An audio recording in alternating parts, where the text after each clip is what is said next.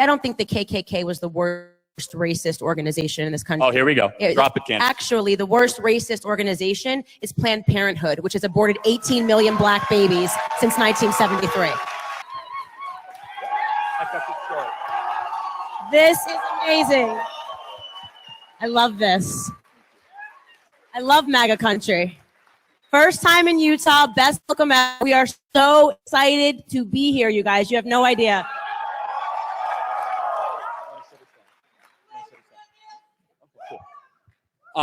So look, for those of you that don't know, Candace and I, we tour the country, and we talk about things that we don't believe are necessarily controversial.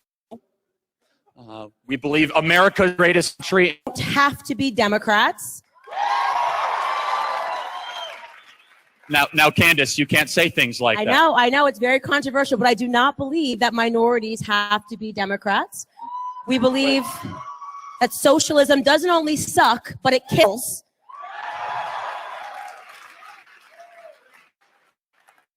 We believe the Constitution is the greatest political document ever written in the history of the world.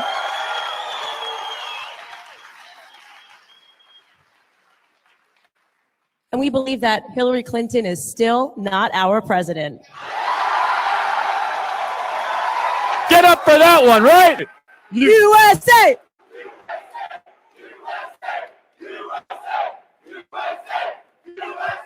Love it, I love it. Boy, is it nice to be greeted that way. Usually, sometimes college campuses will be constantly interrupted and all sorts of sort of nasty things. But, you know, you said it, I thought it. There you go. But we live in a very interesting time in this country. Socialism is on the rise. The new position of the Democratic Party is to get rid of cars, planes. My favorite thing the president said is that good luck getting to Hawaii. They're still trying to figure that one out. They want to, it's the Green New Deal is what they call it. Spend $100 trillion that we don't have. And Candace agrees with me. I'm worried to see that our generation is falling further and further into this lie and this spell of socialism. Right, and we understand beyond anything else that the media plays the biggest role in this. We know this. Everybody in this room knows that the media is actively brainwashing Americans. And not only brainwashing Americans towards terrible ideas like socialism, but also trying to divide us. Trying to divide us by race, by sex, by gender. They're making up things that don't even make sense. When I grew up, I don't remember all of this racial tension until a man named Barack Obama went into office. And then everything changed. And suddenly race became the #1 focus in the conversation that was happening on TV. They tell you, oh, if you're white, if you're black, you need to be afraid of white people. If you're white, you should, if you're white and you're male and you're straight, by the way, good luck. Good luck. You guys have it the worst right now in this country. I wouldn't trade places with Charlie Kirk right now. The rise. I have no good comeback. What we're seeing also is the rise of radical feminism, which is also a threat to this country. When we have, it's true, and it's up to us women to speak out against these radicalized movements like Me Too. Amen. Hashtag Me Too. Well, and totally correct.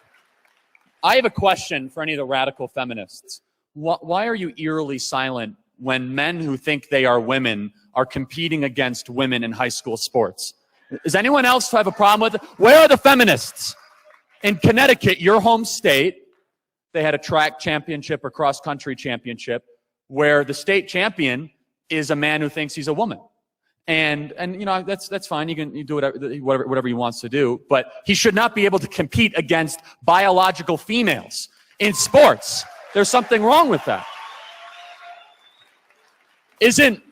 Thought the left cared about protecting women and cared about feminist, the feminist movement and, female roots. Evidently, they want men who think they are women to be able to win against track championships. Not to mention, the International Olympic Committee now says that they're going to allow men who think they are women to compete against them. And they're actively kicking out real women who are speaking out against this and saying this isn't fair. We're competing against biological men, and because men are biologically stronger than women, they're beating us.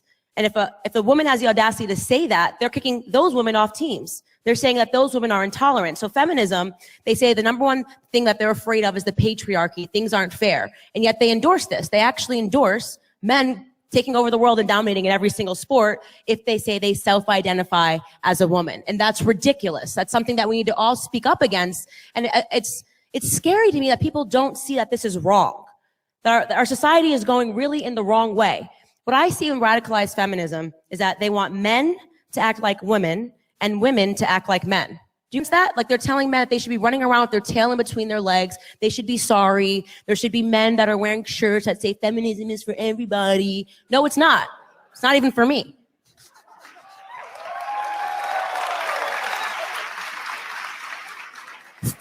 Feminism has become much more about hating men than empowering women.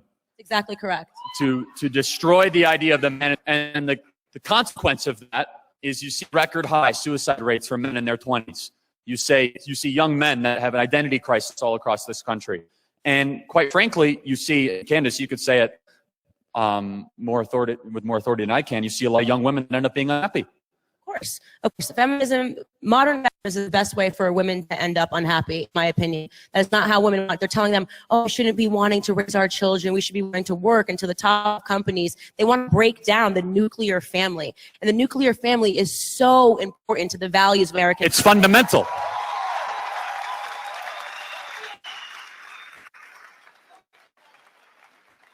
And an issue that we have to bring up, while it's on my mind, that we don't always talk about, but I'm looking at some of the conversation right now in the country, and I think to myself, I didn't think I lived in this country, and I'm talking specifically about the abortion vote in the U.S. Senate last week. I mean, and the offer stands, if anybody, anywhere at any time wants to defend this vote, where 6 United States senators, all running for the Democrat primary for president, decided not to vote, not to protect newborn children who survive abortions. Technically, it's legal to be able to terminate their life. And they don't want to resuscitate them. Correct. The abortion, they're saying they want to, and if the baby is alive, give the parents the authority to then kill the baby. We're talking about just outright murder. And when I hear this conversation, it's hard for me to talk about it because I've never seen Satan more present than in the Democrat Party right now.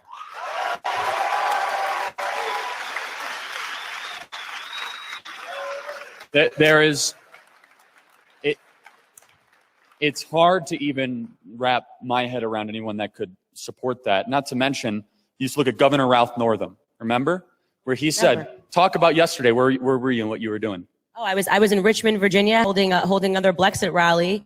We had signs that said, Ralph Northam thinks black people are stupid. Can we just imagine a world where they pull up Trump's yearbook, okay?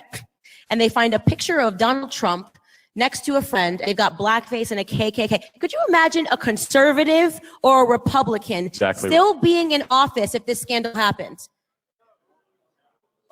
Well, and he can't decide which one he is. Like, what's worse, the blackface or the KKK hood? He still hasn't told us.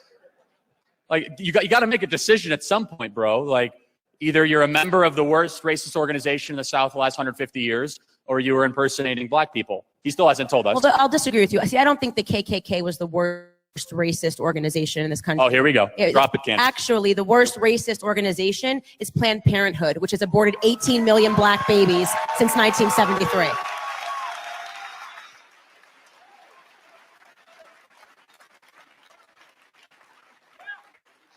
And you look at Virginia. You also have the lieutenant governor under serious accusations. You have the attorney general also under blackface accusations.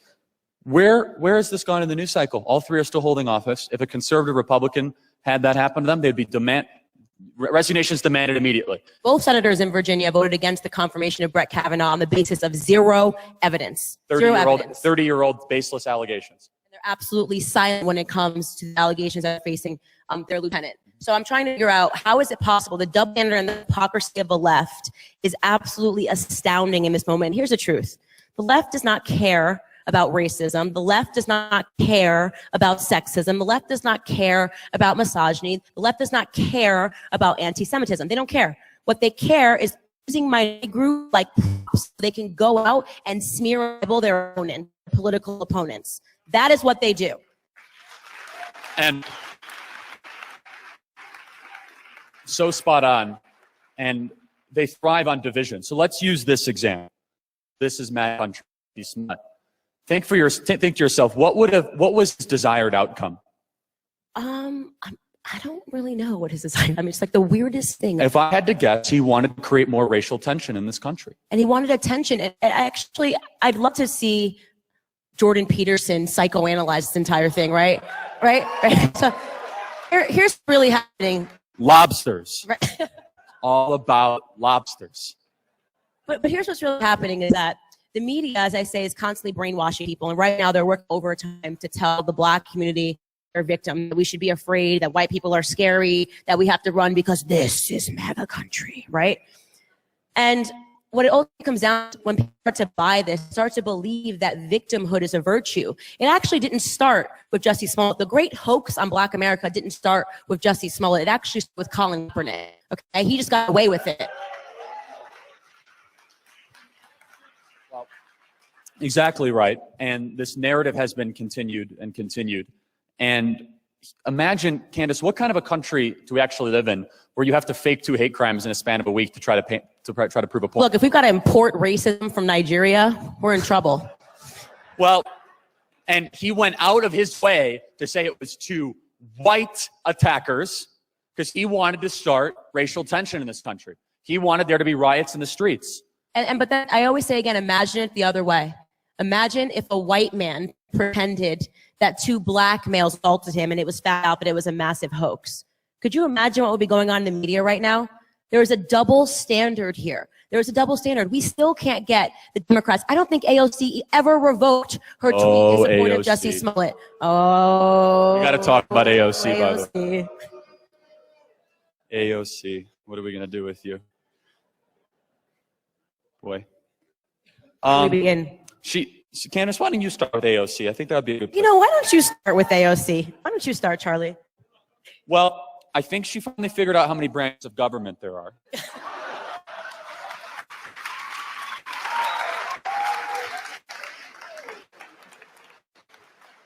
Three chambers of Congress was a very interesting one. Very interesting one. She's still trying to figure out if it's Israel occupying Palestine or if it's Palestine. But by the way, the unemployment rate is so low because everybody has 2 jobs. Or my favorite, under universal health care, you're going to save so much money because people won't need funerals anymore.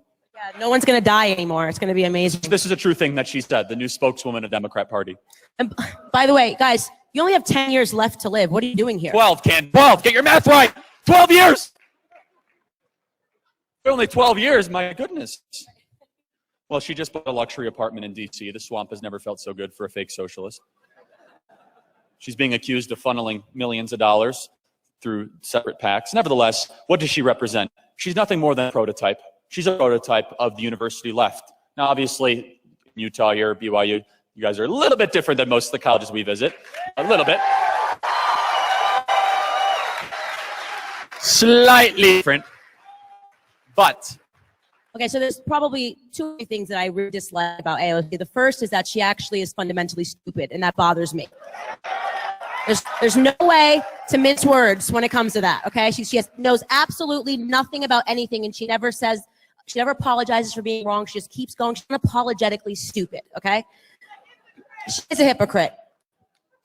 Second thing is that what we're seeing with her and Ilhan Omar is they're embracing this anti-Semitism. They're anti-Israel, and that really alarms me in this country. Israel are only allies in the Middle East, right? And we're seeing that happen. And then the third thing is that she's a intellectual coward, right? So if Ben Shapiro tweets something at her and he says, hey, I'd like to debate, she goes, ooh, I'm being catcalled by the scary straight white male, right? Charlie Kirk says something at her via Twitter. She smacks back immediately and says, ooh, I'm being yelled at by a straight white male. Candace Owens, every single week, hits at AOC, 20,000 retweets, crickets. Do you want to know why? Because she can't use her, oh, I'm a girl, or oh, I'm a minority. She won't debate me. She will never debate me. We've offered her $100,000. We've offered her $100,000. Anyway, to her, to, and by the way, she was complaining for months. I don't have money for an apartment because I don't have any money. We were offering $100,000, 30-minute film debate against Candace Owens. Someone is a little afraid to debate Candace Owens, AOC.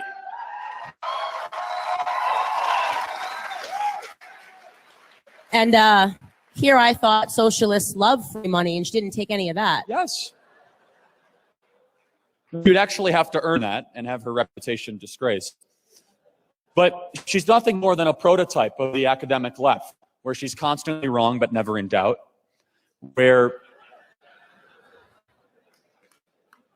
literally hates this country, is very generous with the people's money, and quite honestly has a posture towards Western values that's quite so fundamentally wrong, that somehow have gotten everything wrong up to this point, that the economic progress that we've enjoyed, the advancement